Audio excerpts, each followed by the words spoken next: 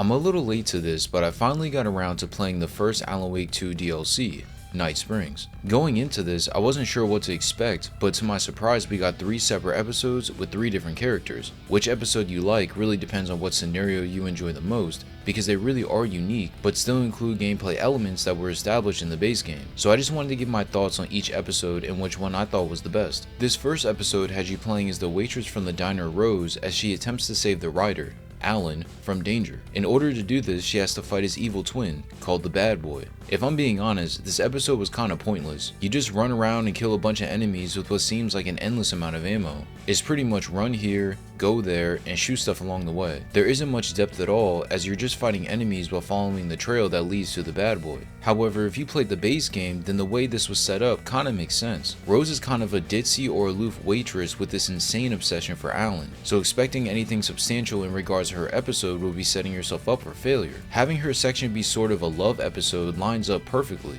Why else would she be running around shooting all sorts of stuff? To save her beloved Alan, of course. Nonetheless, if you enjoyed the combat of Alan Wake 2, then you may find yourself liking this episode, because that's literally all it is. Unfortunately, if you were expecting more than just mindless shooting, then you're going to be disappointed. Now this second episode is definitely my favorite. You play as Jessie, the main character from Control, while she searches for a way to save Dylan. If you played Control, then you already know everything that's going on with her situation. What makes this episode the best, in my opinion, is that there was a good mix of everything. There's plenty of shooting, puzzle solving, and small surprises. You're set inside an amusement park and have to explore each area in order to gain access to a warehouse. I understand this sounds almost too simple, but you wouldn't believe how hard it is to get in this warehouse. Every time you think you're about to get in, the game throws something else at you to delay your progress. It could be finding something or solving a puzzle, but gaining access to this warehouse is going to take some time.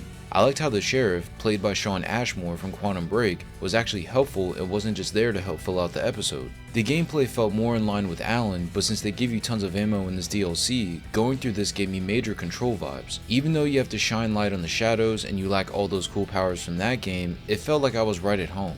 Add on the fact that the atmosphere of this area was on point, and this episode was exactly what I was expecting from this DLC.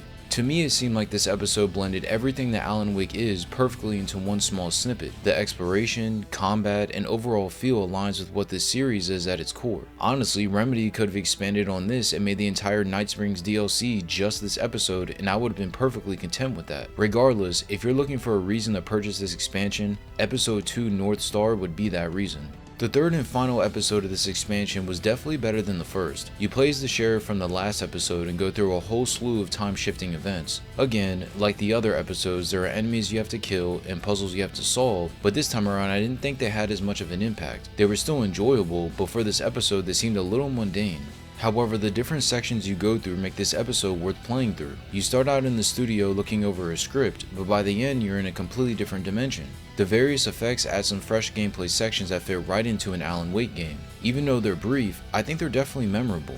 Unfortunately, I just didn't have that much of an attachment to the sheriff like I did Jessie and Rose. Maybe it's because I didn't play Quantum Break, but something wasn't clicking. Either way, it's up to you to decide if this episode is worth going through or not. Overall, Night Springs is a short yet fun expansion. I think that it may not be worth the price right now, but if you get it later on at some discounted price, then I would recommend it. If you're going into it with mild expectations, then you won't be disappointed. Personally, I'm excited for the next expansion and I'm hoping that it's better than Night Springs. But if you played this and were expecting more, then I completely understand, especially with how good the base game for Alan Wake 2 was. Did you play Night Springs? If so, do you think it was worth the extra money, or did you find it lackluster? Let me know in the comment section below, and if you enjoyed the video, feel free to check out one of my other reviews right here.